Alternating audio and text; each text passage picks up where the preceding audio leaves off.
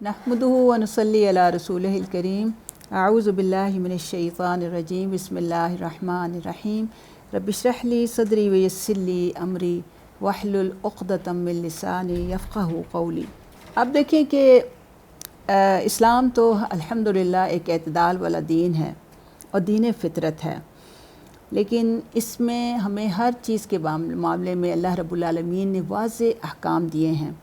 और तलाक़ के हवाले से आप देखें कि इंसान की ज़िंदगी जो है वो बड़ी अहम है और इसमें उसके मुंह से बोले हुए अल्फाज की अहमियत जो है वो बहुत ज़्यादा ज़रूरी है।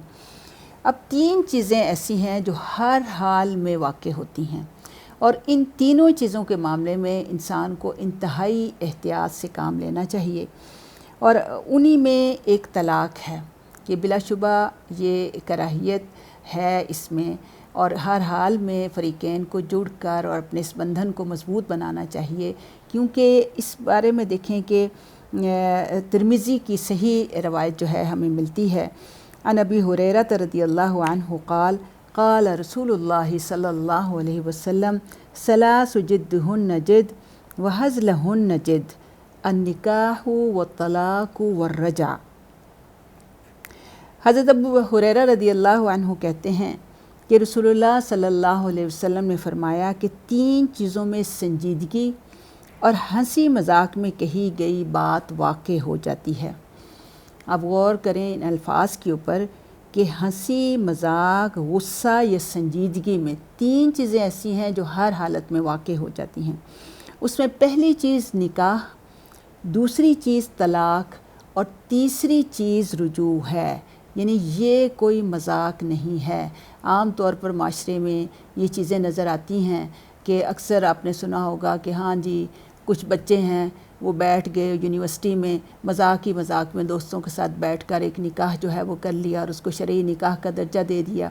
और इसी तरह से तलाक़ के मामले में भी कई मर्द बहुत ही गैर संजीदा रवैया जो है वो इख्तियार करते हैं और मौका बे मौका तलाक़ के अल्फाज जो हैं वो बोलना शुरू कर देते हैं।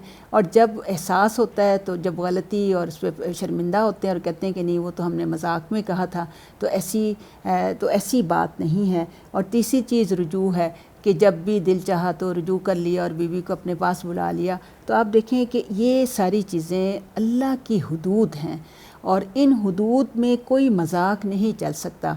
ये हर हाल में वाक़ होकर रहेंगी और अल्लाह ताला इस चीज़ की समझ दे ताकि इस्लामी अहकामात में गैर संजीदगी से जो है वो बचा जा सके। फिर तलाक़ की कराहियत के हवाले से आप देखें कि एक और चीज़ जो है ये माशरे में अब ये सारी चीज़ें इस कदर आम हो चुकी हुई हैं कि हम देखते हैं कि घरेलू ज़िंदगी और माशरती जो ज़िंदगी है इसमें सुकून और परेशानी जो है वो ज़्यादा नज़र आती है।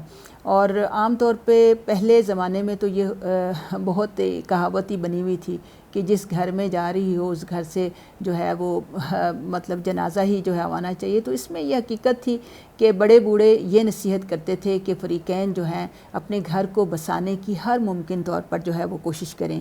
लेकिन आज के माशरे में तलाक़ जो है वो एक खेल बन चुका है। आप देखें कि इस मामले में औरतों के लिए बड़ी ज़्यादा इसमें हिदायत हैं कि अल्लाह के नबी सल्लल्लाहु अलैहि वसल्लम ने फरमाया कि बिला वजह तलाक़ का मुतालबा करने वाली औरत जन्नत की खुशबू भी नहीं पा सकेगी। तो ये बड़ी अहम बात है।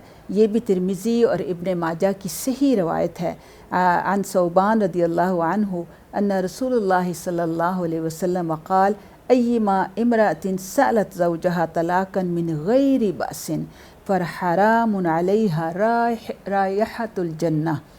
कि हज़रत सौबान रज़ियल्लाहु अन्हु से रवायत है कि रसूलुल्लाह सल्लल्लाहु अलैहि वसल्लम ने फरमाया कि जिस औरत ने अपने शौहर से बिला वजह तलाक़ मांगी इस पर जन्नत की खुशबू हराम है।